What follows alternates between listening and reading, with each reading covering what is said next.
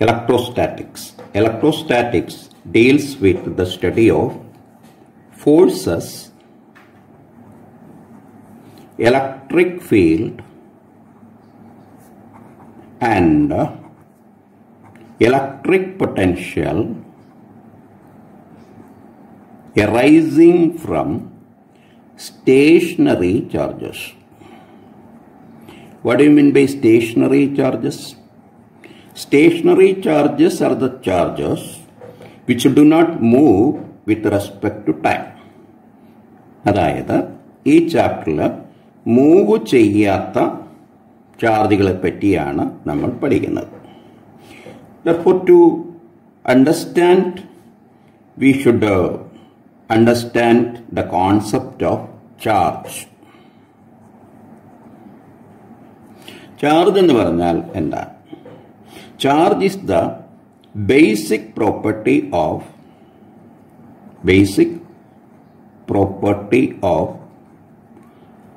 matter. നമുക്കറിയാം, the matter is made up of atoms. ആറ്റത്തിന്റെ structure നമ്മൾ പഠിച്ചിട്ടുണ്ട്. The atom consists of a positively charged center called a nucleus. This is the nucleus. The nucleus is composed of protons and neutrons. The neutrons are uncharged particles, but the protons are positively charged particles. The charge of the proton is positive. Therefore, the charge of the nucleus is positive. Then, the negatively charged electrons are revolving around the nucleus in orbits. Therefore, the charge of the electron is negative. Electron is negative. Charge of the electron is negative. What about the amount of charge of protons and electrons? The amount of charge of protons and electrons are equal. നമുക്കറിയാം, പ്രോട്ടോണിന്റെയും ഇലക്ട്രോണിന്റെയും charge equal ആണ്. The charge of an electron or a proton is equal to 1.6 into 10 raised to minus 19 coulomb. അപ്പോൾ ഇങ്ങനെയാണ് atom ഉണ്ടാക്കിയിരിക്കുന്നത്. ഏത് ബോഡിയും the matter is made up of atoms. ഇത്തരം ആറ്റങ്ങൾ കൊണ്ടാണ് matter നിർമ്മിച്ചിട്ടുള്ളത്. ഇനി ഈ ആറ്റം ഇലക്ട്രിക്കലി ന്യൂട്രൽ ആണ്. Answer is atom is electrically neutral. ആറ്റത്തിന്റെ ചാർജ് 0 ആണ് നോർമലി. എന്തുകൊണ്ടാണ്? നമുക്കറിയാം, the charge of a proton is positive and the charge of an electron is negative. The values are equal. It is equal to 1.6 into 10 raised to minus 19 coulomb. ഇനി വേറൊരു property ഉള്ളത്, the number of electrons and the number of protons in atom are equal. ഒരു ആറ്റത്തിനകത്തുള്ള പ്രോട്ടോൺസിന്റെയും ഇലക്ട്രോൺസിന്റെയും എണ്ണം തുല്യമായിരിക്കും. Therefore, the charge of an atom is normally 0. The charge of an atom is 0. ഇത്തരം ആറ്റങ്ങൾ കൊണ്ടാണ് നമ്മൾ മാറ്റർ ഉണ്ടാക്കിയിരിക്കുന്നത്. ഏത് മെറ്റീരിയൽ ബോഡിയും ഉണ്ടാക്കിയിരിക്കുന്നത് ഇത്തരം ആറ്റങ്ങൾ കൊണ്ടാണ്. അപ്പോൾ അതിൽ നമുക്ക് മനസ്സിലാവും, material bodies are normally uncharged bodies. Material bodies charge ഉള്ളതല്ല. അങ്ങനെയാണെങ്കിൽ ചാർജ് എന്ന് പറയുന്നത് പ്രോട്ടോണും ഇലക്ട്രോണും മാത്രമാണോ? പ്രോട്ടോണും ഇലക്ട്രോണും മാത്രമാണോ? The answer is no. അങ്ങനല്ല. പ്രോട്ടോണും ഇലക്ട്രോണും മാത്രമല്ല charges. Any body can be charged. For example, we have pen, pencil, rubber, etc. Anything can be charged. In the charged state, it is called in the charged state, the bodies are called charges. അപ്പോൾ നമുക്ക് ഏത് ബോഡിയെയും നമുക്ക് charge ആക്കി മാറ്റാൻ പറ്റും. അതുകൊണ്ട് charge എന്ന് പറയുന്നത് ഒരു ചാർജ്ഡ് ബോഡിയാണ്. Normally the charge refers to a charged body. അത് മനസ്സിലാക്കാനായിട്ട് you can take an example of a glass rod. You can take the example of a glass rod. The question is, glass rod electrically neutral. How to charge this glass rod? This glass rod in engane charge cheyan pattum? The very simple method is using the effect of friction. Friction ഉപയോഗിച്ചുകൊണ്ട് നമുക്ക് glass റോഡിനെ charge ചെയ്യാൻ പറ്റും. അതിനു വേണ്ടിയിട്ട് you can take a silk cloth. Glass റോഡിനെ ഒരു silk cloth കൊണ്ട് rub ചെയ്യുക. This is silk. ഗ്ലാസ് റോഡിനെ ഒരു സിൽക്ക് ക്ലോത്ത് കൊണ്ട് റബ്ബ് ചെയ്യാം. അങ്ങനെ റബ്ബ് ചെയ്ത് കഴിഞ്ഞാൽ you can see that glass rod becomes a positively charged body and silk becomes a negatively charged body. How does it happen? എങ്ങനെയാണ് ഗ്ലാസ് റോഡിന് പോസിറ്റീവ് ചാർജും സിൽക്കിന് നെഗറ്റീവ് ചാർജും കിട്ടുന്നത്? ഇത് മനസ്സിലാക്കണമെങ്കിൽ നമുക്ക് ആറ്റത്തിലേക്ക് വരാം. നമുക്കറിയാം the atoms consist of electrons.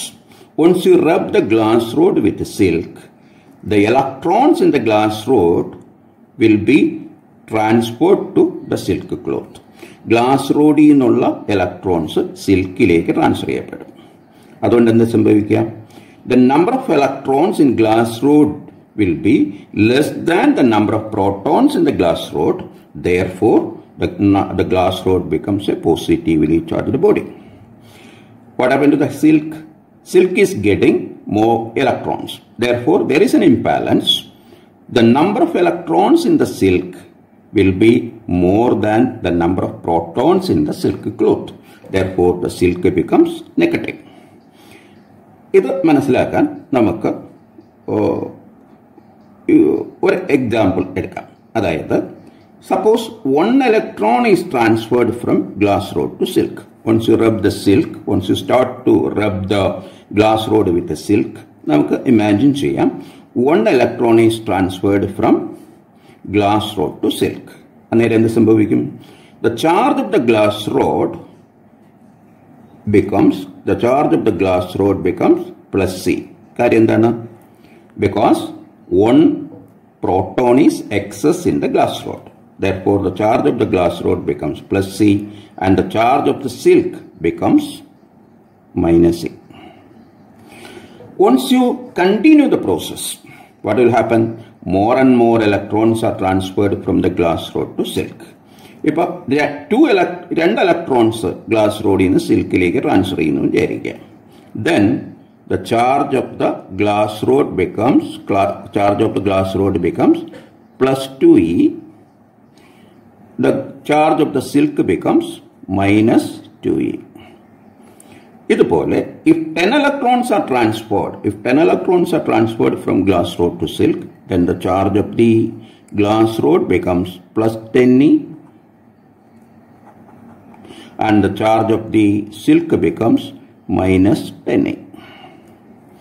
ഈ ഡിസ്കഷൻ നമുക്ക് കണ്ടിന്യൂ ചെയ്താൽ if you transfer n electrons from glass rod to silk, then the charge of the glass rod becomes plus Ne and the charge of the silk becomes minus Ne. Then, therefore, we can understand that the charge of any body in nature in the form of plus Ne or minus Ne. Positive charge ആണെങ്കിൽ plus Ne യും negative charge ആണെങ്കിൽ minus Ne യും ആയിരിക്കും. What is N? The value of N is equal to the integers 1, 2, 3, 4. N in the value 4 ആണെങ്കിൽ that means 4 electrons are transferred from the glass rod to silk. Here comes a question. Can you have a charge of what? 1.5 E. Otherwise, can you have a charge of 0.5 E? 0.5 E എന്ന് പറയുന്ന ഒരു charge ഉണ്ടാക്കാൻ കഴിയുമോ? The answer is impossible. What is the reason? To get a 0.5 E charge, you have to transfer a half electron from the glass rod to the silk. അര ഇലക്ട്രോണിനെ നമുക്ക് glass റോഡിൽ നിന്ന് സിൽക്കിലേക്ക് മാറ്റേണ്ടി വരും. That we know it is impossible. The fraction of electrons you cannot transfer from one body to another. അതുകൊണ്ട് തന്നെ the charges in nature എന്ന് പറയുന്നത് will not be 1.5 E or 10.5 E, 10.4 E, etc. In short, the charges in nature is appearing as an integral multiple of a fundamental charge. That fundamental charge is the charge of an electron. അതുകൊണ്ട് നേച്ചറിലുള്ള ചാർജുകളെല്ലാം തന്നെ എങ്ങനെയായിരിക്കും? That will be in the form Q is equal to plus or minus Ne. ഏത് ചാർജും Ne plus Neയോ minus Neയോ ആയിരിക്കും. This is the very important property exhibiting by the charges. This is called quantization of charge. That is, what is quantization of charge? All the charges in nature is an integral multiple of a fundamental or basic charge. Basic charge is the charge of an electron. Q is equal to, therefore Q is equal to plus or minus Ne, where Ne is equal to 1, 2, 3, etc. Next, we can study about another property of the electric charge.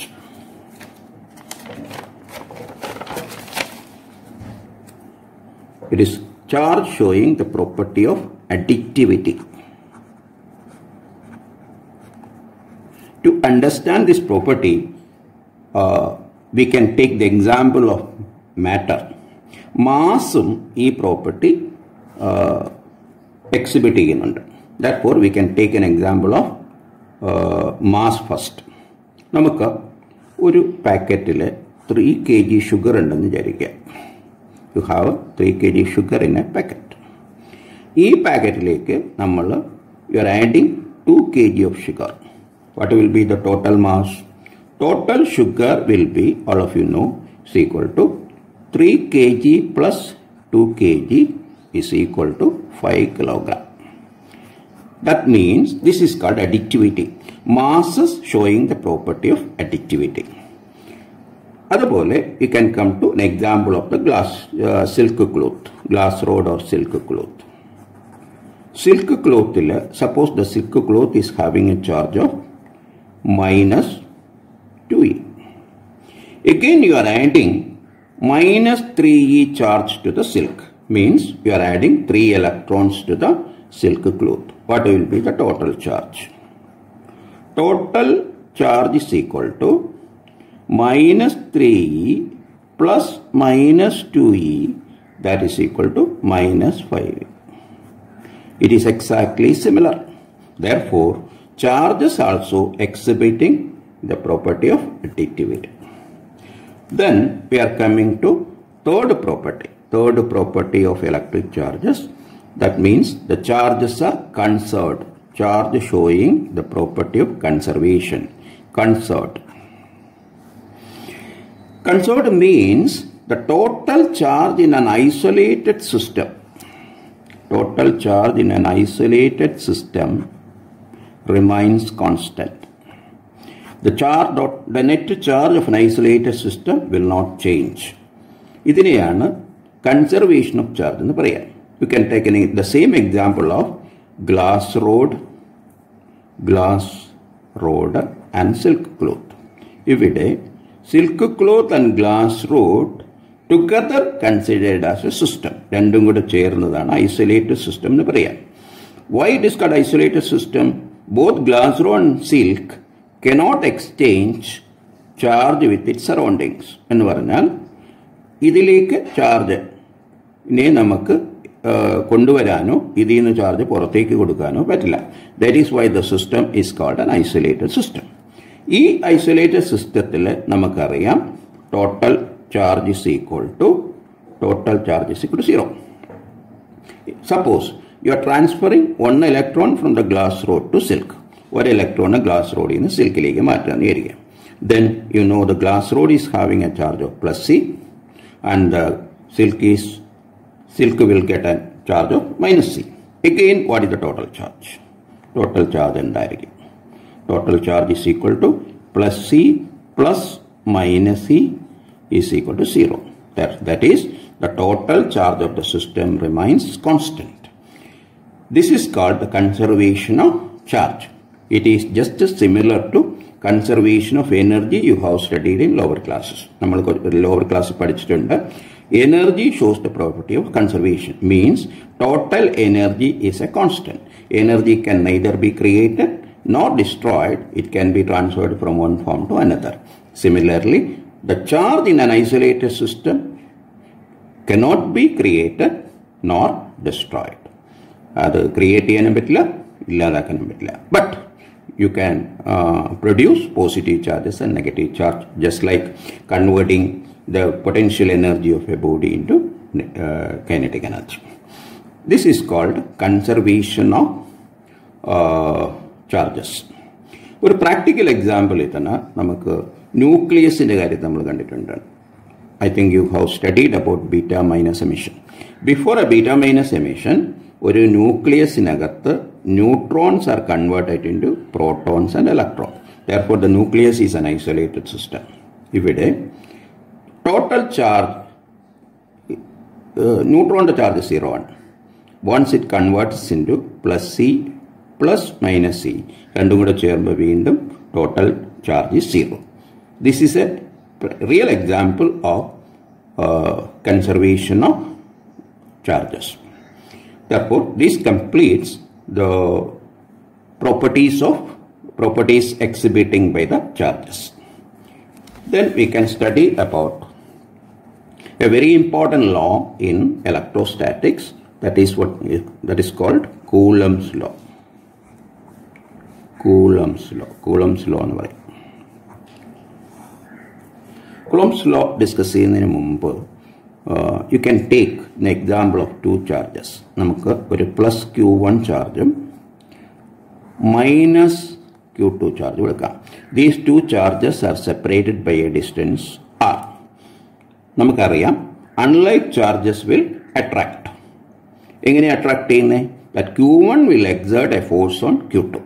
Q2 will force and let it be F1. That means Q1 is pulling the charge Q2 towards it. Similarly, Q2 also exerting a force on Q1. Q2 is a force and let it be F2. F2 force Q2 Q1 in pull. We know these two forces are equal. F1 equal to F2 is equal to F. Attraction. This is what is called attraction. Q1 is attracting Q2 and Q2 is attracting Q1. Similar with the opposite charges also. Similar with the similar charges also. Means you have a charge of Q1 and another charge of Q2. Both are positive. Then what will happen? Q1 will repel Q2 with a force of F1. Q2 will repel the Q1 with a force of F1. These two forces equal. F1 is equal to F1 and F2. F1 is equal to F2 is equal to F. This is what is called the force of repulsion. These two forces we analyze, we can see that this force of attraction or repulsion is directly proportional to the product of the amount of charges. That means it is proportional to Q1 into Q2. Therefore, the force of attraction or repulsion between two charges is directly proportional to the product of the charges. This is the first property. Then, what is the second property? This force is inversely proportional to the square of the distance between the charges. Inversely proportional to the square of the distance between the charges means it is directly proportional to 1 by r square. Therefore, these are the two properties showing by these forces. That means the force of attraction or repulsion between two charges is directly proportional to the product of the charges and inversely proportional to the square of the distance between them. Once you combine both these facts, we will get the Coulomb's law. What is that? F is directly proportional to Q1 into Q2 by R square. Therefore, what is the statement? This is the statement. The force of attraction or repulsion between two charges is directly proportional to the product of the charges, product of the amount of charges, and inversely proportional to the square of the distance between them. That is, F is directly proportional to Q1 into Q2 by R square. Then, how to replace this proportionality sign with an equal sign?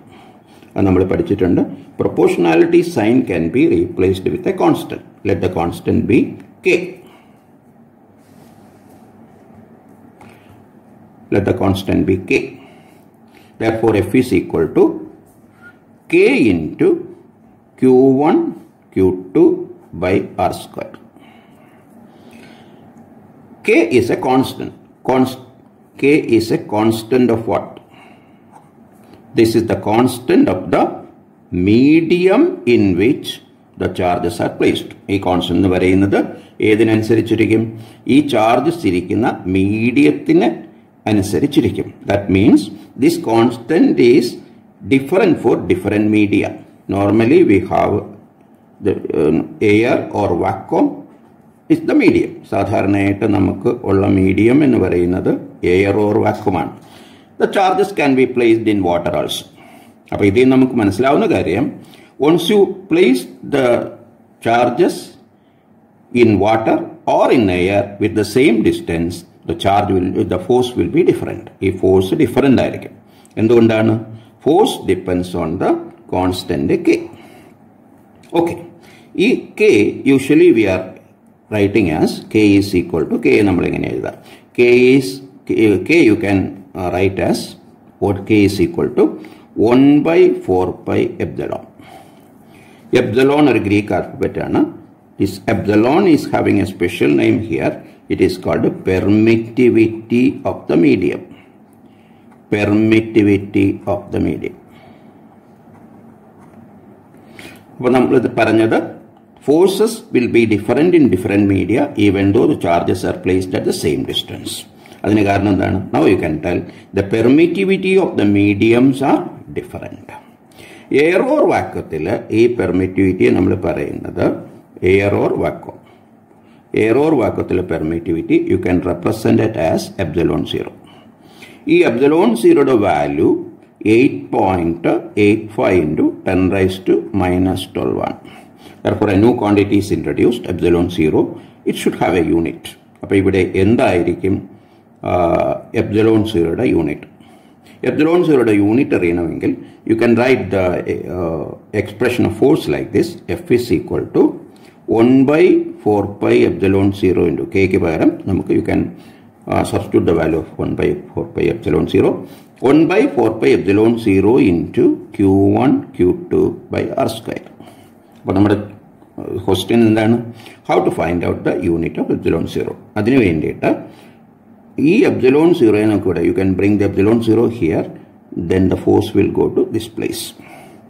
In the unit of epsilon 0 or epsilon is Coulomb square. Coulomb square. Why it is Coulomb square? Because Coulomb into Coulomb. Coulomb square per Newton per meter square. Therefore, the value of epsilon 0 is 8.85 into 10 raised to minus 12 Coulomb square per Newton per meter square. Ini problem ഒക്കെ ചെയ്യണമെന്നുണ്ടെങ്കിൽ നമുക്ക് ഈ 1 by 4 pi epsilon 0 ന്റെ value separate workout ചെയ്ത് വെച്ചാൽ എളുപ്പമായിരിക്കും. The value, once you put the values of 4 pi and epsilon 0, you will get the value as 9 into 10 raised to 9. Appa 1/4πε0ന്റെ value എന്ന് പറയുന്നത് 9 × 10⁻⁹ ആയിരിക്കും. അതുകൊണ്ട് രണ്ട് ചാർജുകൾക്കിടയ്ക്കുള്ള ഫോഴ്സ് കണ്ടുപിടിക്കേണ്ടി വരുമ്പോൾ you can use the formula F is equal to 1/4πε0 Q1 Q2 by R square. ഈ 1/4πε0 പകരം you can directly substitute the value 9 × 10⁹. This completes the discussion of Coulomb's law. Thank you.